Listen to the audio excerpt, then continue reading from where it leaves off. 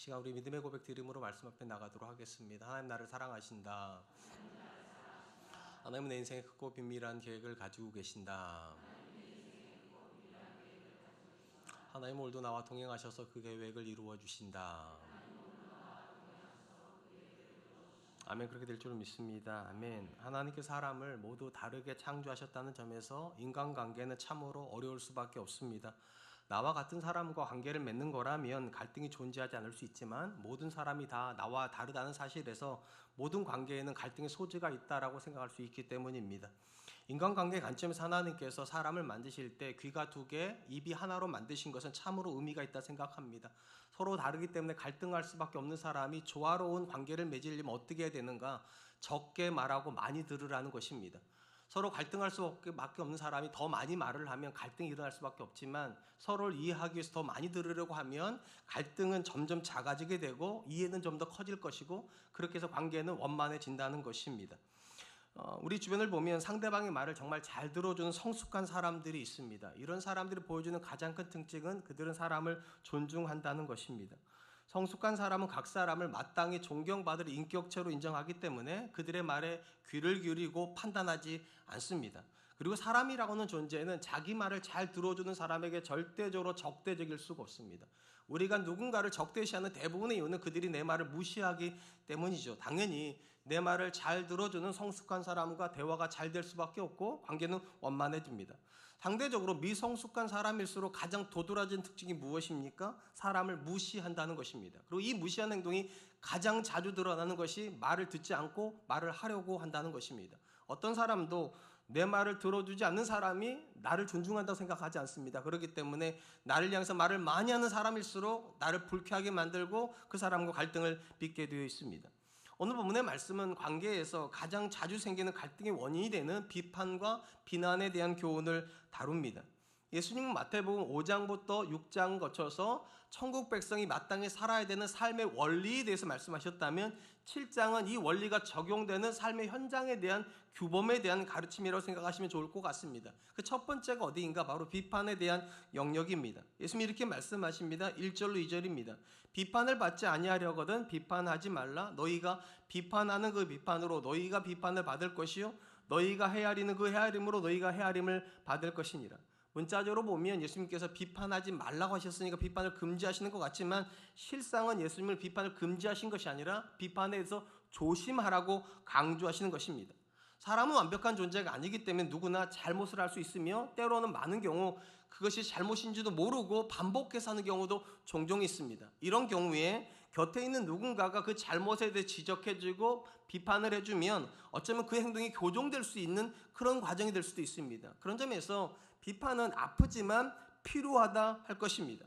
실제로 복음서 안에서 가장 신랄하게 비판을 거듭했던 대표적인 분이 예수님이셨다는 사실을 우리가 기억해야 될 필요가 있습니다.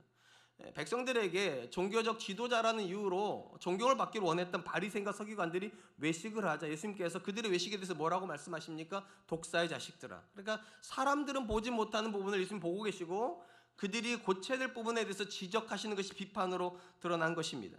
그런 점에서 예수님의 이 말씀은 비판을 금지한다는 게보다는 비판하는 사람들의 태도에 대한 지적이라고 말할 수 있습니다. 가장 근본적인 태도는 무엇인가? 내가 누군가를 비판을 하면 나도 누군가의 비판을 들을 각오를 해야 된다는 거예요.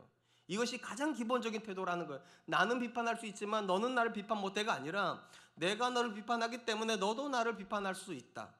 우리가 예수님의 이 비판에 대한 말씀을 곰곰이 묵상하다 보면 이 땅에서 천국 백성으로 살아가는 사람의 가장 기본적인 태도가 겸손이라는 사실을 알게 됩니다. 나는 상대방을 비난할 수 있지만 상대방은 나를 비난할 수 없다고 생각하는 분들이 종종 있어요. 어떨 때 이런 일이 벌어집니까? 내가 너보다 나은 사람이 생각할 때. 그러니까 나는 너보다 낫기 때문에 나는 너한테 말할 수 있지만 너는 나보다 낮은 사람이니까 나 함부로 말할 수 없다. 굉장히 교만한 생각이죠. 그리고 이런 교만한 생각이 사람을 굉장히 불쾌하게 만듭니다. 우리 인간관계 속에서 불화를 겪는 대부분의 이유가 바로 내가 너보다 나은 사람이라는 이 교만한 생각 때문입니다. 부부관계 안에서 불화를 겪는 분들이 계세요. 언제 그렇습니까? 남편이 지나치게 권위적일 때. 권위적이라는 말은 내가 더 위에 있다는 거잖아요. 그러니까 내가 더 위에 있으니까 나는 밑에 있는 너한테 말할 수 있지만 밑에 있는 아내는 위에 있는 남편한테 말할 수 없다. 근데 엄밀히 말하면 남편과 아내가 결혼을 했다는 말은 어떤 뜻입니까? 끼리끼리란 뜻 아니겠어요? 만만한 거 죄송하지만 아니 결혼을 했다는 건 동등한 건데 여기 안에 권위가 들어가 버리면 어떤 문제가 벌어진다는 겁니까? 교만이 들어가는 거죠. 나는 너한테 말할 수 있지만 너는 나한테 말할 수 없다. 나는 너를 책망할 수 있지만 당신은 나를 책망할 수 없다. 이 관계는 절대로 원만해질 수가 없습니다. 부모 자녀 관계도 똑같습니다. 혈육의 관계인데 부모와 자녀가 대화가 안 되는 대부분의 이유가 무엇입니까? 계급이 존재하기 때문이죠. 부모는 말할 수 있고 자녀는 들어야만 한다. 심지어 자녀가 말하려고 하면 뭐라고 말합니까? 어린 것이 뭐를 알아? 너도 나이 들고 나서 얘기해. 뭐 이런 식의 태도는 자녀로 하여금 불만을 키우지, 비판을 키우지 절대적으로 관계가 원만해지지 않습니다. 어떤 관계가 원만합니까? 상대방에 대한 존중이 있는 태도예요. 겸손이 있는 거예요. 너와 내가 다르지 않기 때문에 내가 너를 비판하면 얼마든지 너도 나를 비판할 수 있고 내가 너를 판단하면 얼마든지 너도 나를 판단할 수 있다. 이런 관계여야 관계가 원만해진다는 것입니다. 그리고 이런 판단이 서로 주고받아질 수 있다 할 때 우린 상대방에 대해서 말하는 걸 함부로 하지 않게 되죠. 내가 이렇게 말할 때 너도 나한테 말할 건데 내가 가는 말이 고와야 오는 말도 곱지. 이렇게 생각을 할 것이기 때문입니다. 예수님께서 천국과 관련해서 주셨던 많은 비유 중에 오늘 본문과 관련된 비유가 하나가 있어요. 포도원 품꾼 비유입니다. 이 비유는 한 주인이 포도원을 가지고 있고 자기 포도원에서 일할 사람들을 하루에 한 데나리온을 가지고 일꾼을 고용하는 비유입니다. 주인이 아침 일찍 일어나서 유대인 개념으로 새벽 6시에 시장에 나가서 일꾼들을 데리고 옵니다. 한 데나리온을 주겠다고. 그리고 이제 끝낸 게 아니라 오전 9시에도 또 나갑니다. 그리고 또 데리고 와요. 12시에도 또 나가면서 또 데리고 와요. 오후 3시에도 나가서 또 데리고 와요. 그리고 유대인들은 언제 일을 마치는가? 오후 6시에 마치는데 마치기 1시간 전인 오후 5시에도 또 나가서 사람들을 데려다가 자기 포도원에다가 일하라고 말을 합니다. 이제 드디어 6시가 돼서 일이 마쳐집니다. 임금을 정산을 해야 되는데 누가 제일 먼저 나오는가? 1시간 일한 사람이 오후 5시 와서 1시간 일한 사람에게 주인이 한 데나리온을 줍니다. 이게 이 한 데나리온이 유대인들에게 하루 품삯입니다. 그러니까 1시간 일했는데 하루 품삯을 받아요. 그러면 여러분 3시간 일한 사람은 상식이잖아요. 3데나리온 받을 거고 6시간이면 이렇게 받을 줄 알았는데 놀랍게도 주인은 1시간도 한 데나리온, 나머지 모든 사람도 다 한 데나리온을 줍니다. 그러자 서기 안에서 사람들 안에서 웅성웅성 거려요. 그리고 뭐라고 말합니까? 주인을 원망하기 시작해요. 어떻게 더 많이 일한 우리랑 더 적게 일한 저 사람을 똑같이 취급할 수 있냐고. 우리가 어떻게 같으냐고.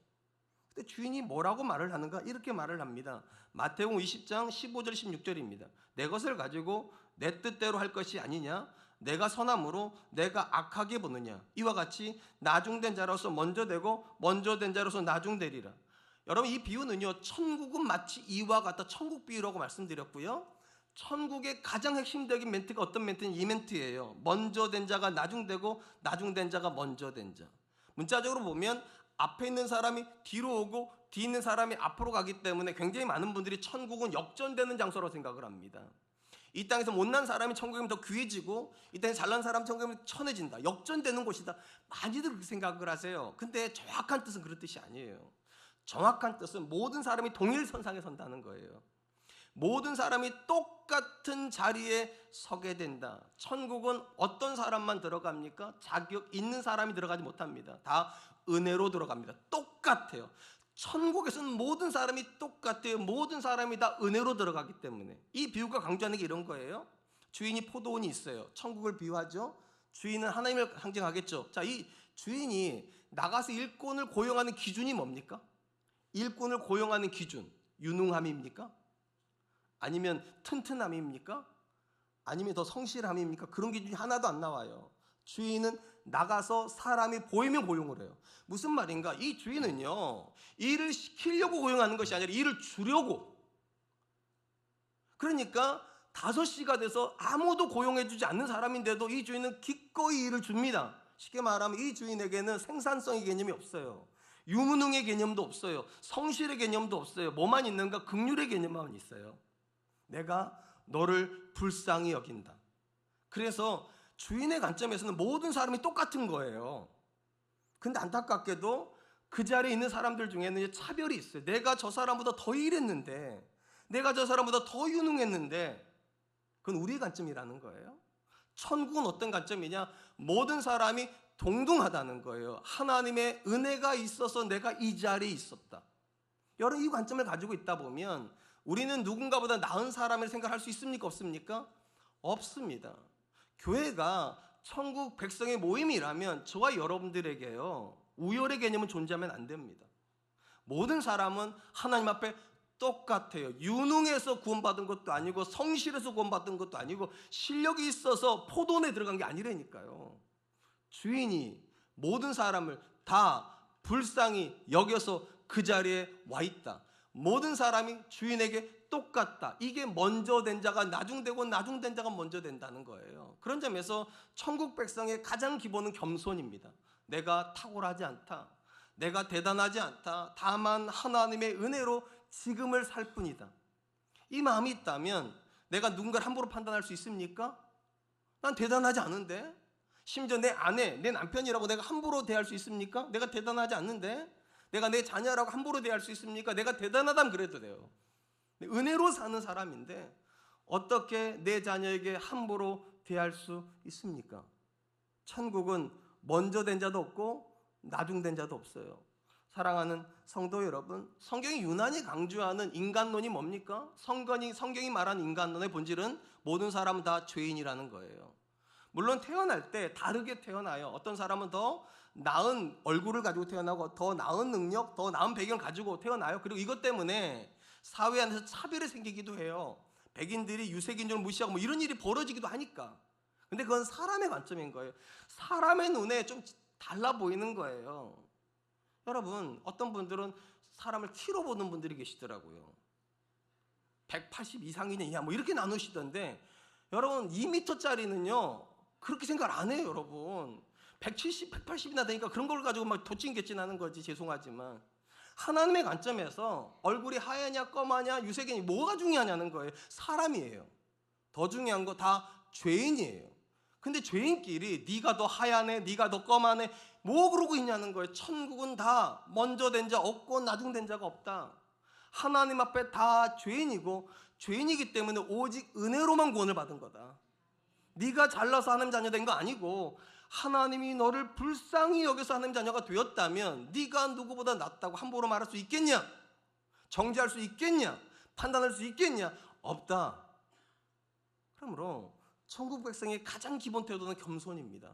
하나님 앞에 나는 누군가를 판단할 수 있는 존재가 아니다. 당연히 내가 누군가에게 쓴소리를 해야 되는 상황이라면 나도 각오해야 된다. 쓴소리를 들을 준비가 있다. 왜냐? 나와 너가 다르지 않으니까.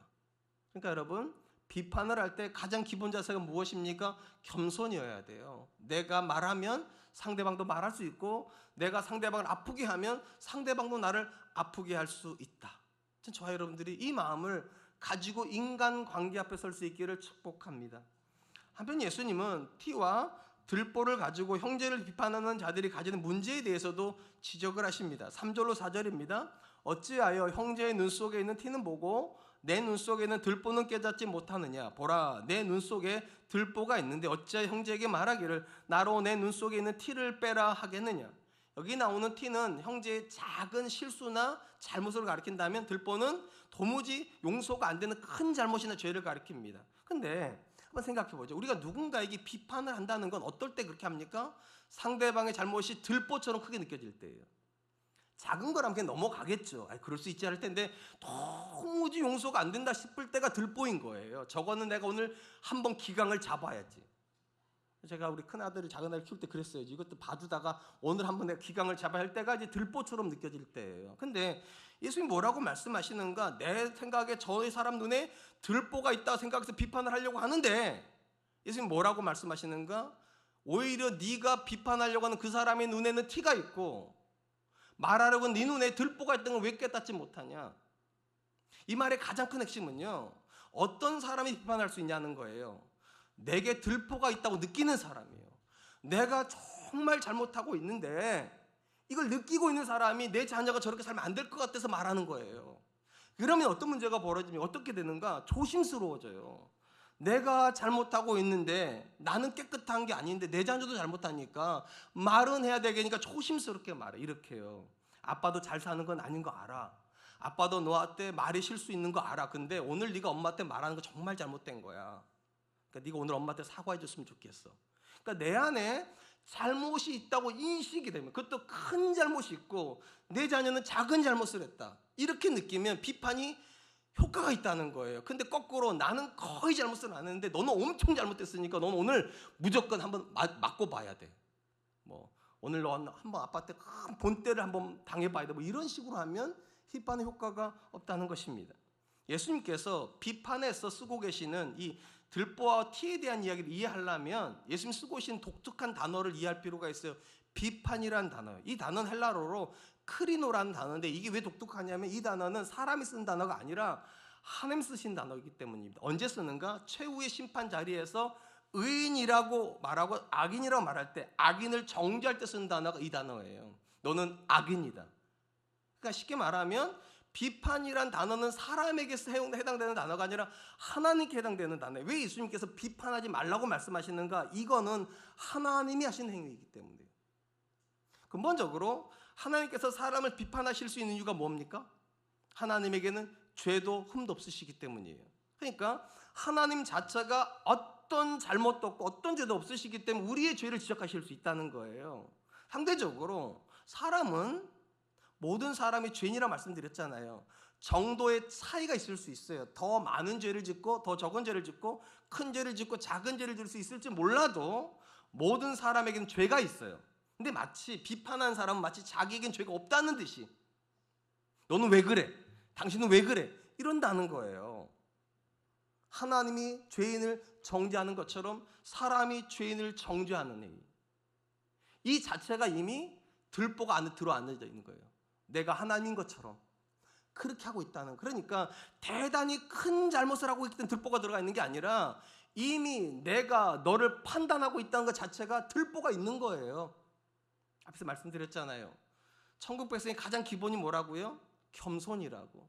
너와 내가 전혀 다르지 않다, 이 상태를 인정하라는 거예요. 그게 들보를 빼내는 거겠죠. 근본적으로 상대방과 내가 다르지 않다고 생각한다면 여러분, 말하는 게 쉽지가 않아요. 여러분, 상대방의 죄에 지적할 때도요 정말 조심하게 돼. 신랄한 비판은 가해질 수가 없어요. 하나님이나 돼야 독사의 자식들이 이렇게 할 수 있지. 제가 여러분들한테 독사의 자식들하고 뭐라고 그랬어요? 너는 잘나냐 이러시겠지. 근데 근본적으로 비판을 할 때마다 이 생각해야 된다는 거예요. 나에게도 잘못이 있다, 나에게도 죄가 있다. 나만 깨끗한 게 아니라 내 자녀만 못난 게 아니고 내 배우자만 실수한 게 아니라 나도 잘못하고 있다. 이게 인정이 돼야 상대방의 죄에 대해서 말할 때에도 제대로 된 비판을 할 수 있다는 것입니다. 예수님은 자신은 아무 잘못도 없다는 듯이 다른 사람에 대해서 신랄하게 비판하려고 하는 사람들에게 이렇게 말씀하세요. 7장 5절입니다. 외식하는 자여, 먼저 내 눈 속에서 들보를 빼어라. 그 후에야 밝히 보고 형제의 눈 속에서 티를 빼리라. 여러분, 여기서 예수님 강조하는 게 이런 거예요. 네가 정말로 형제의 눈에서 티를 빼주고 싶다면, 정말 그를 사랑해서 그의 행동을 고쳐주고 싶다면 먼저 해야 될 것이 있대요. 그의 티에 대해서 분석할 게 아니라 너 안에 있는 들보를 먼저 들여다보라고. 쉽게 말하면 자기를 고치는 사람이 상대방도 고칠 수 있다는 거예요. 자기를 들여다볼 줄 아는 사람이라야 상대방을 들여다볼 수 있고, 그래야 상대방이 내 말을 듣게 된다. 우리가 예수님의 말씀을 묵상하다 보면 비판과 관련돼서 굉장히 중요한 두 번째 사실을 깨닫게 됩니다. 비판에서는 내용보다 사람이 중요하다는 겁니다. 비판의 내용이 중요한 게 아니라 비판하는 사람이 훨씬 중요하다. 앞에서 말씀드렸듯이 모든 사람은 다 흠이 있어요. 왜요? 죄인이니까. 그러니까 우리가 작정하고 누군가를 비판하려고 하면 다 비판의 대상이 됩니다. 여러분 생각하실 때 저는 완벽하죠, 그죠? 그럴 때 지금은 일단 안 하라 그래 해주세요. 설교 들으시니까. 근데 여러분들이 작정하고 저를 비판하려고 하면 비판할 거리가 없겠습니까? 왜 없겠어요? 털려고 하면 먼지 안 나는 사람 아무도 없어요. 그러니까 작정하고 덤벼들면 우리가 누군가를 비판하는 내용 자체가 틀려지진 않아요. 내용거리가 있어요. 비판의 거리가 있어요. 그러니까 내용이 잘못돼서 상대방이 비판의 말을 거절하는 게 아닙니다. 우리는 내용의 문제가 아니라 그 말을 누가 했느냐가 중요해요. 아니, 그러는 너는 이렇게 나가면 아무리 옳은 소리를 내도 들어가지지를 않아요. 좀 가까이 오면 우리 자녀들 중에 성실하지 않은 자녀들이 있어요.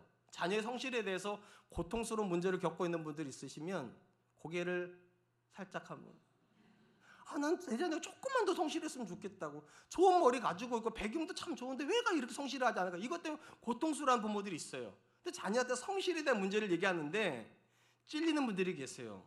나도 안 성실한데. 그러니까 부모가 성실하지 않는데 자녀한테 성실하라고 말을 하면 말이 틀린 게 아니에요. 아빠가 틀린 거예요. 엄마가 틀린 거예요. 엄마도 성실하지 않잖아. 아빠도 성실하지 않잖아. 자녀들이 다 판단을 해요. 아빠는 이 말할 자격이 있고 엄마는 저 말할 자격이 없어.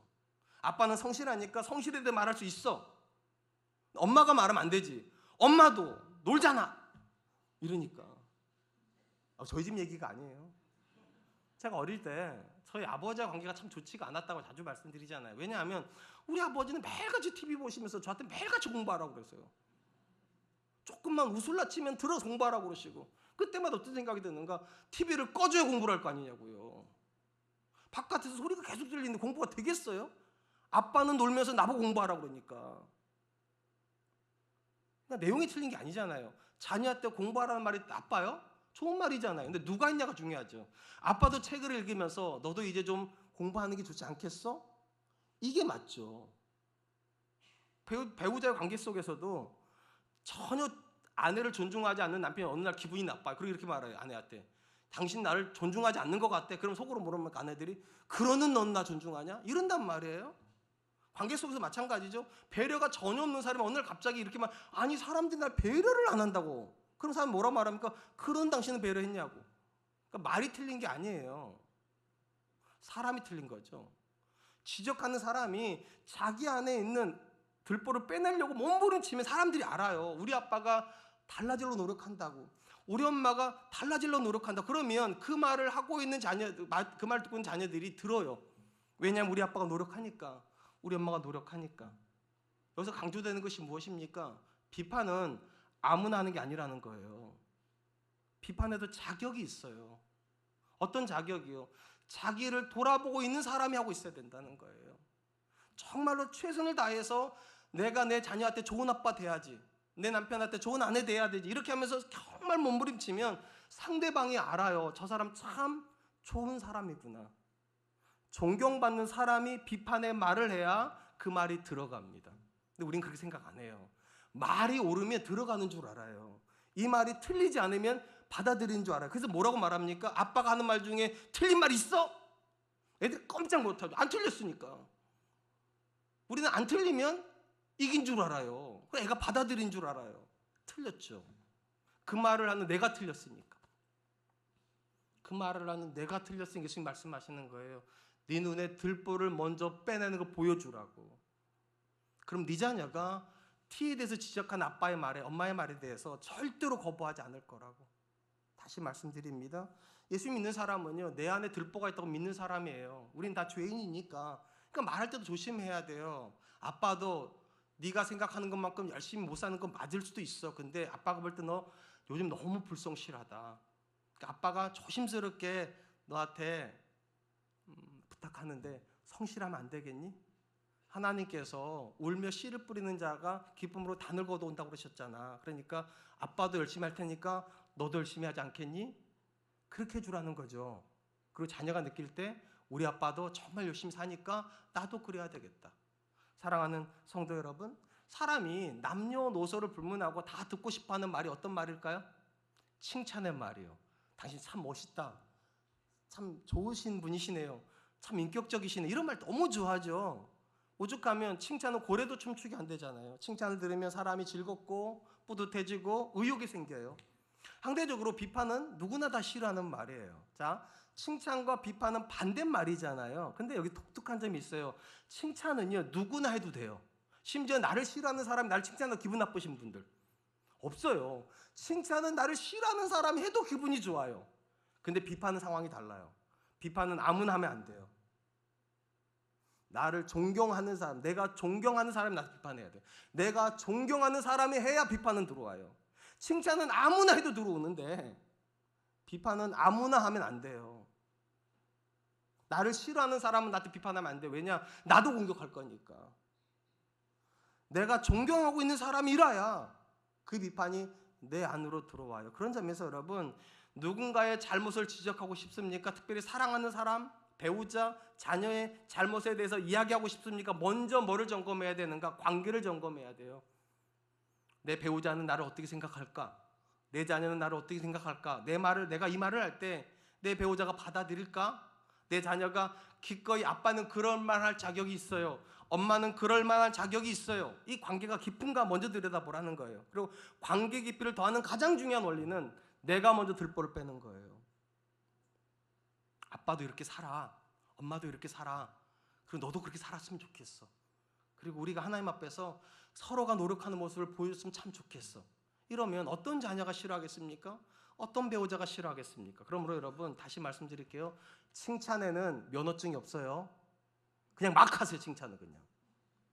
근데 비난에는 면허증이 있어요. 존경이란 면허증이 필요해요. 내 자녀가 아빠를 존경할 때 아빠의 말이 들어가요. 내 아내가 남편을 존경할 때 남편의 말이 들어가요. 내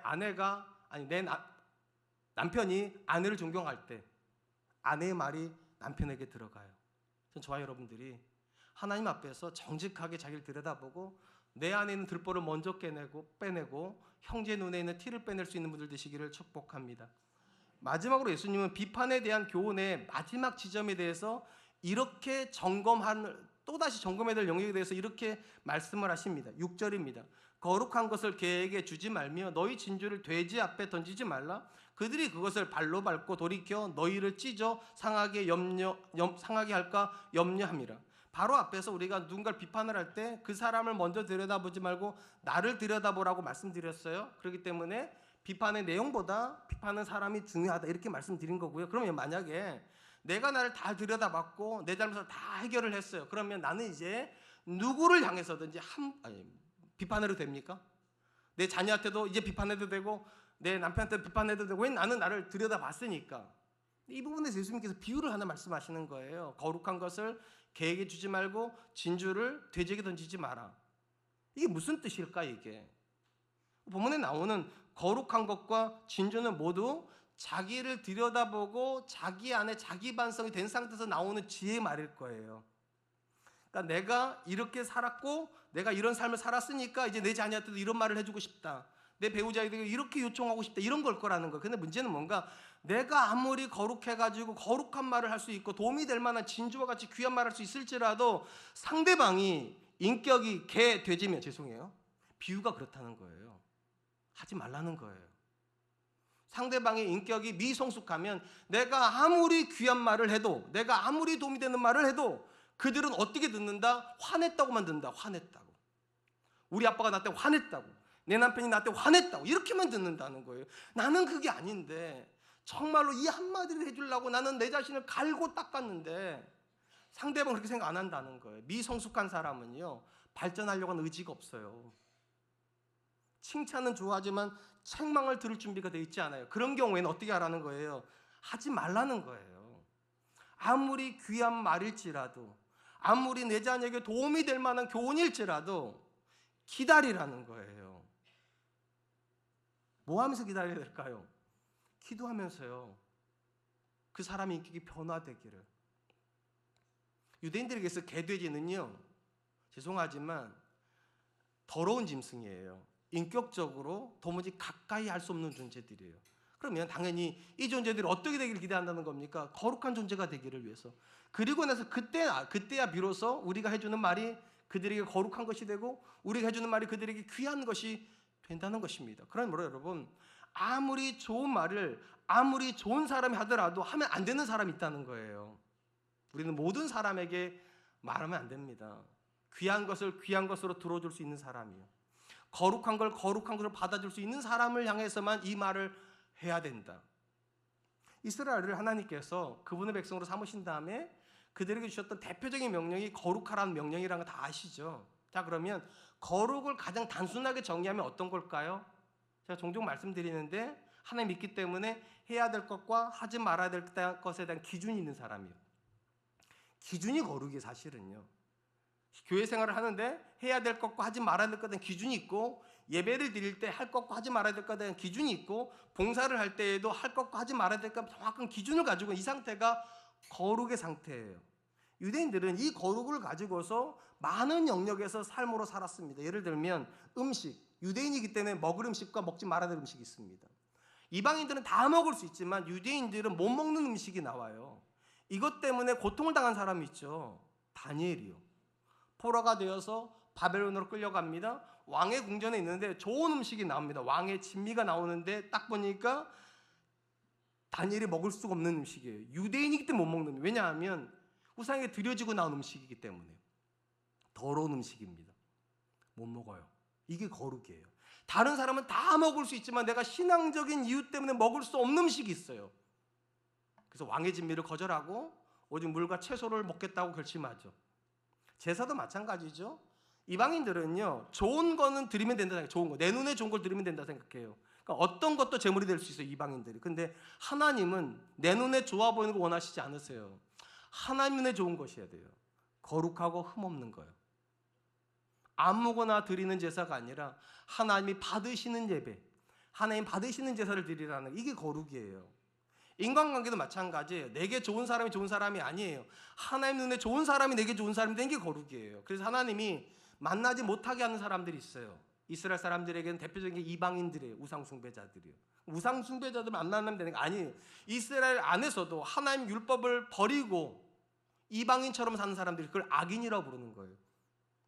악인도 함부로 가까이 하지 말라고 말을 합니다. 특별히 이 부분에서 제가 말씀드리고 싶은 거, 성도의 관계 안에도 거룩이 있어야 됩니다. 성도이기 때문에 만나야 되는 사람이 있고 성도이기 때문에 만나지 않아야 될 사람이 있다는 거예요. 굉장히 많은 분들이 이렇게 생각합니다. 예수 믿는 사람, 착한 사람. 어떻게 생각하세요? 예수 믿는 사람 착한 사람 맞습니까? 예, 맞습니다. 예수 믿는 사람 착한 사람이. 근데 착하니까 모든 사람에게 잘해줘야 된다는 거 오해예요. 예수 믿는 사람은 착하지만 모든 사람한테 잘해주는 사람은 아닙니다. 잘해줘야 될 사람이 있습니다. 거룩한 사람이요. 거룩한 사람과 관계를 맺는 사람이 예수 믿는 사람인 거예요. 이 말을 오해하지 마세요. 그러면 예수 믿는 사람은 불신자를 만나면 안 되는가? 그 말이 아니에요. 불신자 중에도요, 내가 믿는 하나님에 대해서 존중하는 사람들이 있어요. 나는 신을 믿지 않지만 세상에 분명히 신이 있을 거란 생각은 한다고. 그리고 당신이 믿는 하나님도 내가 존중하고 언젠간 내가 교회 가볼 마음도 있다고. 이런 사람들 같은 경우 전도의 대상이에요. 근데 하나님에 대해서도 엄청나게 부정적인 말을 쏟아내고 심지어 교회 다니는 사람들에게 함부로 말하는 사람들이 있어요. 가까이 하면 안 되는 사람들이에요. 왜냐하면 선한 영향력을 주고받을 수가 없어요. 심지어 내가 하는 말이 그 사람 마음에 들어가지를 않아요. 오늘 보면 예수님 말씀하신 그런 거예요. 내가 아무리 선하고 내가 아무리 좋은 말을 하고 싶어도 상대방이 개와 돼지의 인격을 가지고 있다면, 쉽게 말하면 자기를 돌아보려고 하지 않고 고집을 꺾을 마음이 하나도 없다면 그 사람은 내가 해줄 말을 들을 자격이 없다는 거예요. 비판은 그 말이 들어갈 만한 사람에게 하라는 거죠. 어떤 사람이요? 거룩한 사람이요. 거룩한 사람이요. 여러분의 자녀가 왜 거룩해야 됩니까? 그래야 말이 들어가요. 여러분의 배우자가 왜 거룩해야 됩니까? 그래야 말이 들어가요. 그리고 말을 통해서 사람은 영향력을 주고받는 거고, 그런 관점에서 성도가 가까이 해야 되는 사람은 거룩한 사람인 거겠죠. 저와 여러분들이 거룩한 사람을 가까이 하고 그들과 선한 영향력을 주고받는 분들이 되시길 축복합니다. 사랑하는 성도 여러분, 하나님은 사람을 관계적 존재로 만들었기 때문에 모든 사람은 관계 지향적이에요. 그러나 오해하지 마세요. 예수 믿는 사람이 관계 지향적이라고 해서 모든 사람을 가까이 하라는 뜻이 아니에요. 하나님은 분명히 말씀하세요. 이방인은 가까이 하지 말고, 유대인 중에서도 악인은 가까이 하지 말라고, 심지어 그 길에 서성거리지도 말라고. 어떤 사람을 가까이 됩니까? 거룩한 사람이에요. 거룩한 사람은 어떤 사람입니까? 몸부림치는 사람이에요. 어떻게 하면 주를 기쁘시게 할까? 어떻게 하면 내 삶에서 하나님 기쁘시게 하는 거룩한 열매를 맺을까? 이 거룩에 대한 씨름을 가지고 있는 사람은 아주 작은 조언, 아주 작은 책망에도 금방 변합니다. 자기를 돌아볼 수 있으니까. 그러므로 여러분, 아무리 좋은 생각을 가지고 있고 아무리 귀한 말을 가지고 있더라도 그 사람을 들여다보세요. 그 사람이 정말 거룩해지려고 하는 사람인가? 정말 그 사람이 좋은 사람이 되려고 하나님 앞에 몸부림치는 사람인가? 그럼 그 사람에게 말하세요. 근데 그 사람이 아무리 생각해도 말은 안 들을 것 같습니까? 지금은 말할 때가 아니에요. 기도할 때예요. 하나님, 그 사람의 마음을 바꿔주십시오. 그 사람의 마음이 열리게 해주십시오. 그 사람이 거룩한 열망을 가지게 해주십시오. 그리고 말을 하라는 거예요. 그러면 우리의 비판이 그 사람에게 거룩한 말처럼 들릴 거고, 우리가 해주는 말이 그에게는 귀한 진주처럼 여겨질 것입니다. 이제 말씀을 맺으려고 합니다. 오늘 본문은 비판에 대한 이야기고 크게 세 가지에 대한 이야기를 같이 나누었습니다. 첫 번째, 비판할 때 가장 기본 자세가 뭐라고요? 겸손이라고요. 나하고 그 사람이 다르지 않아요. 그러니까 내가 그를 책망할 때 그도 나를 책망할 수 있다는 사실 인정해야 돼요. 두 번째, 비판에서 가장 중요한 건 내용이 아니에요. 사람이에요. 칭찬은 아무나 해도 되지만 비판은 존경받는 사람이 해야 됩니다. 그러니까 존경이라고 하는 인정을 받아야 돼요. 존경받는 남편이 아내에게 말할 수 있습니다. 존경받는 부모가 자녀에게 말할 수 있습니다. 그게 비판이라도 들어갈 겁니다. 마지막 세 번째, 내가 아무리 좋은 사람일지라도, 내가 하는 말이 아무리 귀한 말일지라도 상대방이 거룩하지 않다면 지금은 홀드하세요. 뒤로 잡아놓고 기도하세요. 하나님, 그 사람의 마음이 열리기를, 내 자녀의 마음이 열리기를, 내 배우자의 마음이 열리기를, 그래서 그가 거룩을 열망할 수 있도록.